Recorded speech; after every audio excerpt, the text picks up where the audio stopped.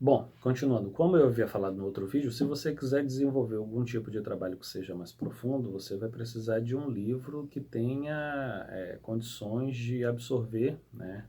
Na verdade, fornecer todas as informações que você vai precisar no seu trabalho. Então, quando a gente vai escrever um trabalho, a gente precisa, como eu mencionei anteriormente, primeiro conhecer, escolher o tema e delimitá-lo, e depois fazer o que a gente chama de pesquisa bibliográfica. Quando a gente vai fazer a apresentação de um trabalho, a gente precisa estudar sobre o trabalho, né? Você não vai falar simplesmente levando em consideração as suas opiniões, as suas impressões, porque quando a gente fala, quando a gente manifesta uma opinião sobre o mundo, sobre as coisas que nos cercam, geralmente isso são impressões que a gente tem acerca da realidade. As nossas impressões, elas podem estar muito equivocadas, elas podem ser falsas, elas podem estar baseadas geralmente estão baseadas nas nossas crenças, nos nossos preconceitos, na maneira, né, muito particular de enxergar o mundo. Então, geralmente a gente se apoia naquilo que psicologicamente nos agrada.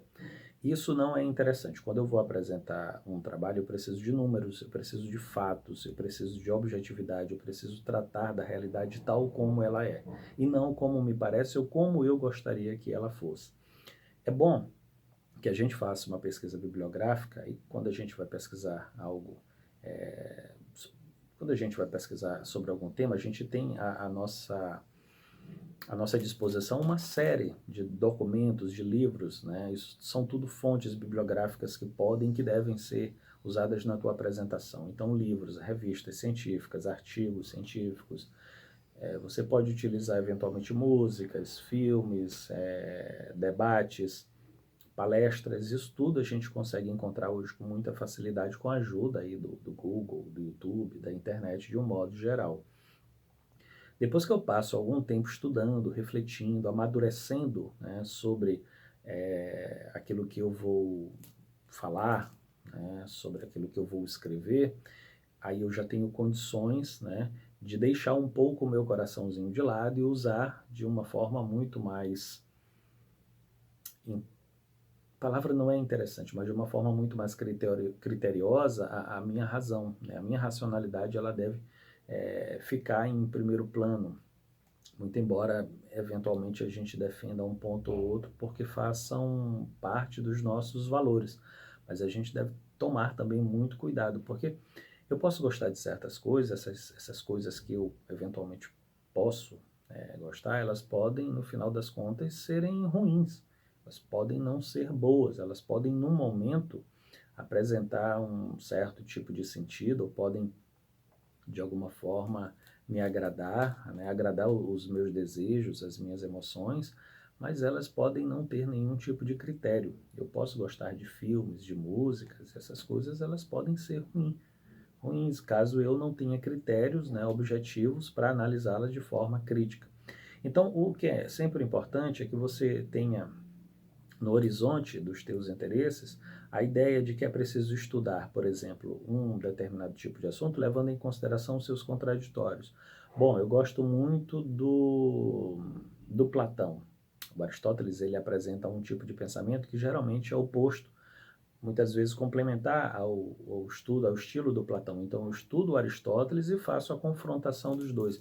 É o que, em geral, a gente não tem percebido hoje dentro de sala de aula. Geralmente, as pessoas recebem certas ideologias e abraçam aquelas ideologias como se elas fossem absolutas verdades, como se ali existisse verdadeiramente o monopólio da virtude e o outro lado fosse totalmente errado, o outro lado fosse totalmente equivocado, o outro lado nada pudesse gerar de bom, de, de o outro lado não tem valor e ele é visto não como um adversário do pensamento, mas como um inimigo pessoal. Então, para apresentar um texto, para apresentar um artigo, para apresentar uma monografia, ou mesmo para fazer um vídeo que porventura sirva como nota de um trabalho, você precisa de um roteiro. Primeiro, escolha o tema. Segundo, estude, procure as fontes. Depois você pode pegar e anotar, né, cada uma das tuas falas num papel. E você pode treinar isso algumas vezes. Treine diante do espelho, apresente para um amigo, para um namorado, para uma namorada, para a mãe, para um tio, para um professor e peça ajuda, peça orientação. e vá melhorando aos poucos a tua apresentação. O importante é que essas apresentações elas tenham critérios, elas tenham objetividade. Hoje, por exemplo, nós somos regidos pela ABNT, que é a Associação Brasileira de Normas Técnicas. Então, a gente não pode fazer um trabalho de qualquer maneira. A gente tem que ter critérios, a gente precisa utilizar formas, metodologias e procedimentos científicos para que o nosso trabalho ele tenha valor, para que o nosso trabalho ele tenha critérios de cientificidade, né? Então, isso é sempre muito importante, mas tão mais importante do que isso é consultar boas fontes e é passar um tempo verdadeiramente estudando para que você possa compreender bem os conceitos, as características e levar em consideração que todas as ideias elas sempre têm consequências.